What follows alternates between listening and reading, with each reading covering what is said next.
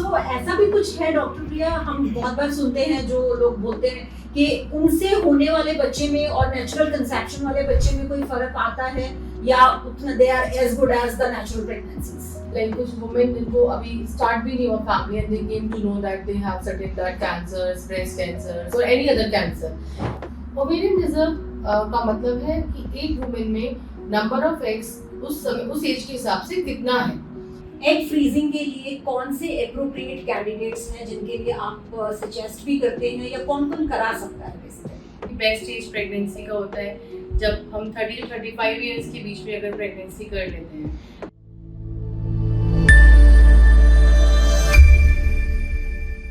This is your host and host Dr. Jyoti once again on the platform of Medicast. Today we have a special guest again with us, that is Dr. Priya, a fertility specialist, and we will be talking on one of the most interesting query which nowadays people have, or the girls I would specifically say come to our OPDs and ask this question. So welcome Dr. Priya. The first and the very first question today is जो लोग ये कहते हैं कि हमें अपनी fertility preserve करनी है, अभी तो I am not prepared for child bearing, मेरा करियर है, मेरी ट्रांसफरेबल जॉब है, मैं अपने करियर में सेटल्ड नहीं हूँ, फोकस नहीं हूँ, तो उनके लिए what option as a fertility specialist you would recommend and you suggest? So thank you first Dr. Jyoti for inviting me on this platform. So ये बहुत कॉमन क्वेश्चन है, स्पेशली आजकल मेट्रोपॉलिटन सिटीज़ में जहाँ प्रोफेशनल वुमेन अपने career के लिए ज़्यादा ओरिएंटेड है। इस केस में वो अभी टाइमली प्रेगनेंसी नहीं करना चाहती है। सो सबको पता होता है कि बेस्ट एज प्रेगनेंसी का होता है जब हम 30 to 35 इयर्स के बीच में अगर प्रेगनेंसी कर लेते हैं। बट बहुत सारी वुमेन हैं जो इस समय अपना कैरियर ओरिएंटेशन का उनका टास्क रहता है, तो वो नहीं चाहती कि इस समय उनका कोई पॉज रहे। तो उन लोगों के लिए डेफिनेटली ये जो फर्टिलिटी प्रिजर्वेशन का ऑप्शन है ये बहुत अच्छा चॉइस है अगर उनको अभी अपनी फर्टिलिटी को पॉज करना है। फिर इसके साथ वो जब अपना फैमिली एक्सटेंड करने के लिए रेडी है वो उस समय कर सकते हैं।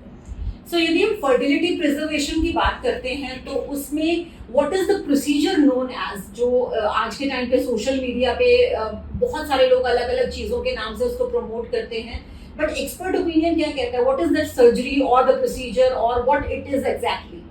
तो बेसिकली जो फर्टिलिटी प्रिजर्वेशन होता है वो हम वुमेन में बोलते हैं तो एग फ्रीजिंग होता है, अगर हम मेन का बोलते हैं तो स्पर्म फ्रीजिंग होता है, और अगर हम कंबाइंड एज अ कपल का बोलते हैं so that is embryo freezing. तो आप चाहे एग, स्पर्म या एम्ब्रियोज तीनों फॉर्म में अपना फर्टिलिटी को प्रिजर्व कर सकते हैं। एग फ्रीजिंग के लिए कौन से एप्रोप्रिएट कैंडिडेट्स हैं जिनके लिए आप सजेस्ट भी करते हैं या कौन कौन करा सकता है बेसिकली? सो कोई भी फीमेल जो प्यूबर्टी अटेन कर चुकी है वो एग फ्रीजिंग के लिए जा सकता है। हम लोग यंग वुमेन में भी एग फ्रीजिंग करते हैं एडोलसेंट में, जहाँ उनको कुछ कैंसर की प्रॉब्लम हो जाती है। बाकी जितनी जल्दी हम एग फ्रीजिंग का प्रोसेस शुरू कर सकते हैं वो सबसे ज़्यादा बेटर होता है। सो मेनोपॉज तक, एडोलसेंट से लेके मेनोपॉज तक रिप्रोडक्टिव एज ग्रुप में कोई भी वुमेन एग फ्रीजिंग करा सकती है। जितना यंग वो एग फ्रीजिंग कराती है उसके रिजल्ट्स उतने अच्छे होते हैं। एंड यदि हम एग फ्रीजिंग जैसे आपने कहा किसी भी एज में करा सकते हैं, सो इन दैट केस यदि वो लेट एज में कोई अपने एग फ्रीज कराता है तो वो उनकी क्वालिटी इम्प्रूव करने के लिए कोई और प्रोविजन होता है या उनकी क्वालिटी कैसी रहती है as compare to a girl who is in 20s and a lady who is in 40s? So अगर हम कंपेयर करें तो एज के साथ साथ जो किसी वुमेन का एग रिजर्व है वो कम होता जाता है। अगर मैं 30 इयर्स की बात करूं तो उसका एग रिजर्व अच्छा होगा एज कम्पेयर टू वुमेन जो 40-45 इयर्स में है। नंबर ऑफ एग्स भी कम होते हैं, उसके साथ क्वालिटी ऑफ एग्स भी कम होती जाती है एक एज के साथ साथ। तो अगर हम एग फ्रीजिंग 30 इयर्स में कराते हैं तो उनकी एग की क्वालिटी और नंबर बेटर होता है। हम कुछ मेडिसिन होती हैं जो दे सकते हैं, but usually the best is जब हम इसको अर्ली एज पे करा जाए। एज के एडवांस एज में एग की क्वालिटी कमजोर हो जाती है और एग फ्रीजिंग इतना सक्सेसफुल नहीं रहता है। ओके, एंड यदि एग फ्रीजिंग किसी ने कराया तो जनरली लोगों के दिमाग में कुछ कुछ मिथ्स हैं, like it is a surgical procedure, बहुत सारे इंजेक्शंस लगते हैं, उससे मैं मोटी हो जाऊंगी या कोई और साइड इफेक्ट तो नहीं है। तो थोड़ा सा एग फ्रीजिंग का प्रोसेस क्या होता है और प्रोसीजर एग्जैक्टली क्या है उसको प्लीज बताएं। सो एग फ्रीजिंग बेसिकली जो प्रोसेस इन्वॉल्व होता है वो 2 हफ्ते का साइकिल होता है। इसमें आपको वी स्टार्टेड फ्रॉम पीरियड के सेकेंड डे से इसमें आपको 10 से 12 दिन के लिए इंजेक्शंस लगते हैं। वो injections are like insulin shots, जो वुमेन खुद भी ले सकती है, उसके लिए उसको कोई अपना वर्क का रेस्ट्रिक्शन नहीं करना होता। और इसमें आपका कोई वर्क को आप लोग रेस्ट्रिक्ट नहीं करना। जो प्रोफेशनल वुमेन है वो सोचती है हमारा काम हेम्पर होगा या हमें बहुत लीव्स लेनी पड़ेंगी, ऐसा कुछ नहीं है। ये अपने वर्क के साथ साथ आप कंबाइन कर सकते हैं। आपका जब 10 से 12 दिन का इंजेक्शन लगता है, उसके बाद कुछ उन दिनों में आपके कुछ अल्ट्रासाउंड्स होते हैं जिसमें हम एग की ग्रोथ को चेक करते हैं। एक बार एग रेडी हो जाते हैं तो उनको जो निकालने का प्रोसेस होता है, एग एक्सट्रैक्शन का प्रोसेस, वो अंडर एनेस्थेसिया हम निडल के थ्रू उनको वेजाइनली एक्सट्रैक्ट करते हैं। तो इसमें कोई कट या कोई ऑपरेशन की जरूरत नहीं होती है। उस दिन के लिए आपको 4-5 आवर्स हॉस्पिटल में स्टे करना होता है। You don't require overnight admission also. और नेक्स्ट डे से आप बैक टू नॉर्मल हो जाते हो, जो अपना लाइफ को रिज्यूम कर सकते हैं। तो कोई कट्स, कोई सर्जरी नहीं है, आपको कोई वर्क से लीव नहीं लेनी है। और आप ये जो इंजेक्शंस होते हैं ये नियर अबाउट पेनलेस होते हैं। और जो बहुत बड़ी मिथ है कि वेट गेन हो जाता है इससे, बेसिकली जो इन इंजेक्शन से थोड़े हार्मोन्स फ्लक्चुएशंस होते हैं जिसकी वजह से आपको थोड़ा वाटर रिटेंशन और ब्लोटिंग हो सकता है। But as soon as you stop the injections you come back to the normal physiology. तो इसलिए इसमें जो weight gain prolong is not the right thing which we can see. And ये procedure जो होता है, क्या ये पेनफुल होता है या कोई एनेस्थीसिया यूज करते हैं आप? तो ये और बताएं हमें कि प्रोसीजर में पेन होता है कि नहीं? So, जो हम एग एक्सट्रैक्शन का प्रोसेस होता है ये अंडर एनेस्थेसिया होता है। तो इसमें आपको कोई पेन का कोई शिकायत नहीं है, आप एकदम आराम से रिलैक्स हो जाते हो। एक प्रोसेस के बाद भी we give you certain pain killers, just थोड़ा डिस्कम्फर्ट हो सकता है, बट एज सच कोई बहुत ज़्यादा पेन नहीं होता है। और बताएं डॉक्टर प्रिया कि कितने एग्स एक साथ कोई भी फ्रीज करवा सकता है, या सबके यूनिवर्सली सेम एग्स आप फ्रीज करते हैं, या बाय चॉइस कोई भी अपने डिमांड कर सकता है, या कितने कराने चाहिए? So basically number of eggs decide करता है कि हम ट्राई करते हैं कि जितने मैक्सिमम एग्स हो हम उनको एक्सट्रैक्ट कर सकते हैं। कितने किस वुमेन के एग निकलेंगे ये डिपेंड करता है उसका ओवेरियन रिजर्व क्या है, उसके अंदर नंबर ऑफ एग्स क्या उसका रिजर्व है। उनमें से हम जो इंजेक्शंस देते हैं उसमें एक क्रॉप निकल कर आता है, उनको हम सारे एग्स को ट्राई करते हैं इनको निकालने। उनमें से एक प्रोसेस होता है सिलेक्शन का, जिसमें अच्छा एग होता है उसी को हम आगे फ्रीज के लिए कर सकते हैं, फ्रीजिंग कर सकते हैं। ऑप्टिमम नंबर ऑफ एग्स की कितना फ्रीज कराना चाहिए, that's around we recommend 10 to 15 eggs are good for one woman. That will result in a good pregnancy outcome. But जिस लेडी का जितना ओवेरियन रिजर्व है हम उसको उतना एग्स फ्रीज कर सकते हैं। किसी के जो अगर नंबर ऑफ एग्स कम होते हैं तो हम उसमें 2 या 3 साइकिल करके उनको एग्स को पूल करके उसको फ्रीज कर सकते हैं। ओके, सो आपने कहा कि ovarian reserve, so how do you define ovarian reserve, या ओवेरियन रिजर्व से हमें क्या पता चलता है? उसका फर्टिलिटी पता चलता है, या नंबर ऑफ एग्स ही पता चल रहे हैं किसी लेडी को अपने बारे में, या किन लोगों को ओवेरियन रिजर्व अपना चेक कराना चाहिए और किस एज में? ओवेरियन रिजर्व का मतलब है कि एक वुमेन में नंबर ऑफ एग्स उस समय उस एज के हिसाब से कितना है। ओवेरियन रिजर्व हर लेडी का डिफरेंट होता है और टाइम के साथ साथ ओवेरियन रिजर्व कम होता जाता है। किसी भी वुमेन को अगर आगे फर्टिलिटी के लिए अगर सोचना है तो उसको अपने एज के हिसाब से, जिस एज में उसको समझ में आता है कि उसको आगे फर्टिलिटी के बारे में प्लान करना है, she should get an ovarian reserve testing done. Ovarian reserve testing सिर्फ एक ब्लड टेस्ट और एक अल्ट्रासाउंड से हो सकता है, और जितनी जल्दी अगर वुमेन वो करा ले तो उसको अपना स्टेटस पता चल सकता है। कुछ वुमेन होती हैं जो अभी right now they are not planning for pregnancy, अभी जस्ट शादी हुई है और नहीं सोचना चाहते प्रेगनेंसी के लिए, बट और उनको स्पेस करना है अपना प्रेगनेंसी, उस समय वो अपना ओवेरियन रिजर्व टेस्टिंग करा सकते हैं और उसको एसेस कर सकते हैं कि उनका फर्टिलिटी पोटेंशियल कितना है। अगर जिस किसी का ओवेरियन रिजर्व कम होता है वो अपना एग फ्रीजिंग का ऑप्शन चूज कर सकता है, नहीं तो टाइम के साथ साथ फिर ओवेरियन रिजर्व कम हो सकता है। एंड यदि हम फर्टिलिटी प्रिजर्वेशन की बात करते हैं तो यहाँ पे कौन कौन से हॉस्पिटल्स कह लो या फिर कहाँ ये लोग जाके मिल सकते हैं, हु इज द एक्सपर्ट जिनसे मिला जा सकता है? तो इसके लिए first they should go ahead with a consultation with a fertility specialist. वो उनको चेक करके पहले प्रोसेस के बारे में बताएगा। हर किसी का एक कस्टमाइज प्लान होता है। कोई पेशेंट इंजेक्शन से बहुत स्केयर होता है, किसी के लिए वो प्रोसेस बहुत इजी होता है।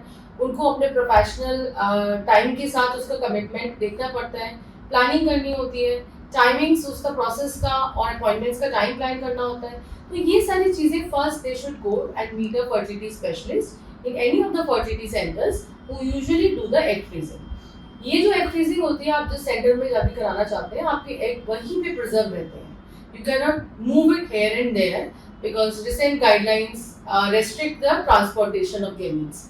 तो आपको जिस fertility center में आपकी सिटी के पास या आपकी कंफर्टेबल एरिया जोन के पास, तो आपको वहां जाकर फर्स्ट एक फर्टिलिटी स्पेशलिस्ट से मिलना पड़ेगा और उससे अपना असेसमेंट कराना चाहिए. अच्छा, यदि हम एग प्रिजर्वेशन की बात कर ही रहे हैं तो कितने सालों तक कोई भी अपने एग प्रिजर्व रखवा सकता है? तो ये जो एग्स होते हैं, हम बेसिकली टैंक्स होते हैं, इसमें लिक्विड नाइट्रोजन होता है.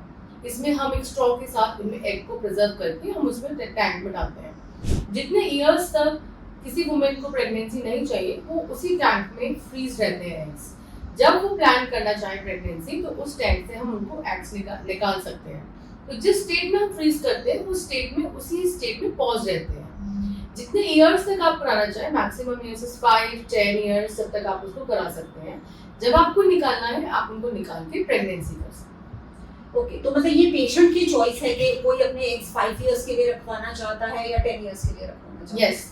और अगर आपको बहुत लगता है कि एक आपने प्रेगनेंसी प्लान कर ली है और आपको नेक्स्ट बेबी के लिए भी प्लानिंग करनी है, तो आप उसको कंटिन्यू भी कर सकते हैं for whatever years you can plan. Okay, so ऐसा भी कुछ है डॉक्टर प्रिया, हम बहुत बार सुनते हैं जो लोग बोलते हैं कि उनसे होने वाले बच्चे में और नेचुरल कंसेप्शन वाले बच्चे में कोई फर्क आता है या उतना they are as good as the natural pregnancies? तो ये बहुत बड़ा मिथ है. अभी एक्चुअली जो आईवीएफ की टेक्नोलॉजी है, ये 45 इयर्स पुरानी हो चुकी है. और जितनी भी मेडिकल स्टडीज बोलती है, वो बोलती है कि जो नॉर्मल प्रेगनेंसी होने वाले बच्चे और आईवीएफ से कंसीव होने वाले बच्चों में कोई डिफरेंस नहीं होता. They are as equally healthy and mentally strong as the normal pregnancy. और जो फ्रीजिंग टेक्निक है, over the period of years बहुत एडवांस हो चुकी है. अभी हम जो प्रोसेस यूज करते हैं विट्रिफिकेशन, वो काफी सेफ है और उसका होने वाले बच्चे पे कोई इफेक्ट नहीं. ओके, तो वो बच्चे मतलब ऐसे ही होते हैं जैसे Yes. नॉर्मल प्रेगनेंसीज होती हैं. अच्छा, मान लो यदि एग प्रिजर्वेशन करा भी रखा है किसी ने, तो उसके बाद she is as such in a good window of fertility, 20s में करा लिया बट 30s में वो प्लान कर रही है, तो वो नेचुरल प्रेगनेंसीज भी प्लान कर सकती है, उनको वो एग से करना चाहिए या नेचुरल चले जाए? सो ये बहुत कॉमन मिथ है कि हम एग फ्रीज के बाद नॉर्मल प्रेगनेंसी नहीं कर सकते. So basically, egg freezing is your insurance, fertility insurance that you buy for yourself. कि आज अगर मुझे 5 साल या 10 साल में प्रेगनेंसी नहीं करना, बट मेरे पास एक बैकअप ऑप्शन है. और ऐसा नहीं कि एग निकालने के बाद आपकी फर्टिलिटी कम हो जाती है, वैसा भी कुछ नहीं है.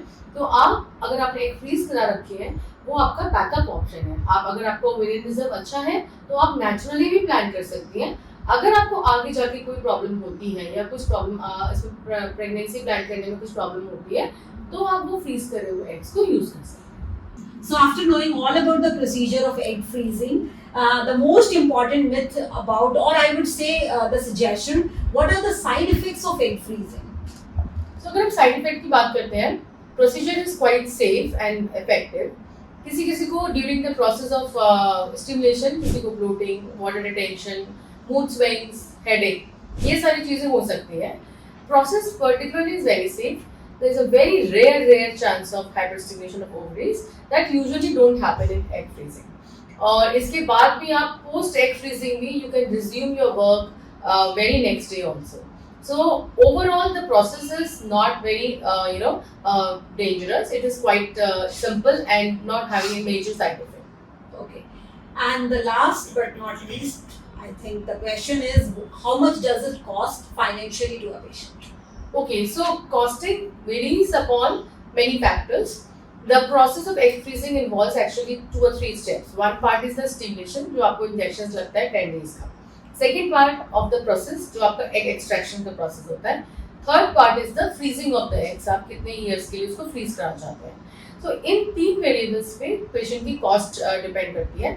जो injections का cost होता है around 10-15 days का injection का cost. If you are using a good quality injections, that cost you around 60,000-70,000 rupees.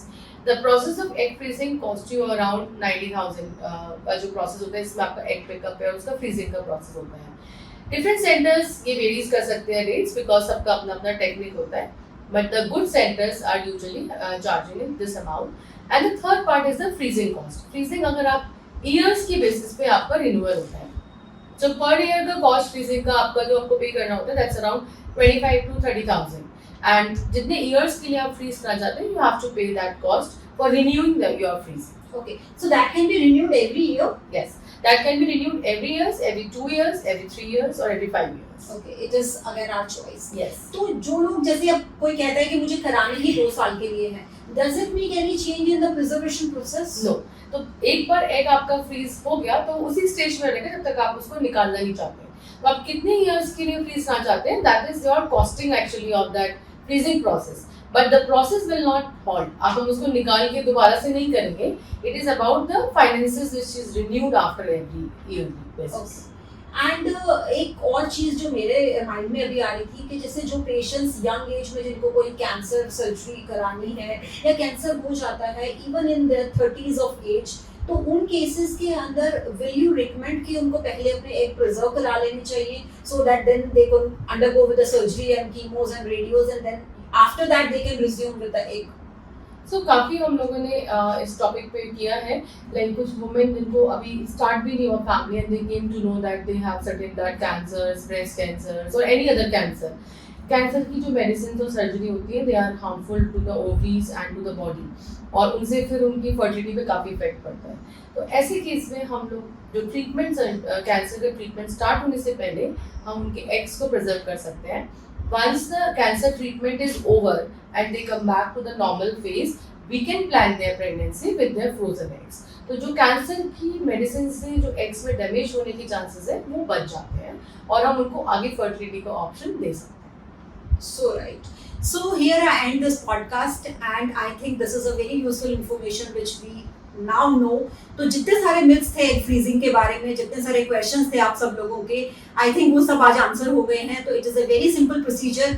Anybody can plan for egg freezing. यदि आप अपने कैरियर पे ध्यान देना चाहते हैं, you can freeze your eggs now and after that whenever you want your fertility to get resumed and you can plan your family, you can use them and it is a painless procedure as we know, so nothing to be worried about. Thank you so much Dr. Priya for being with us today and I hope we will be having more on fertility talks in future. Thank you so much. Thank you Jyoti for inviting me. It was pleasure with you during that show. Thank you. Thank you so much. Thank you everyone. Thank you all of you.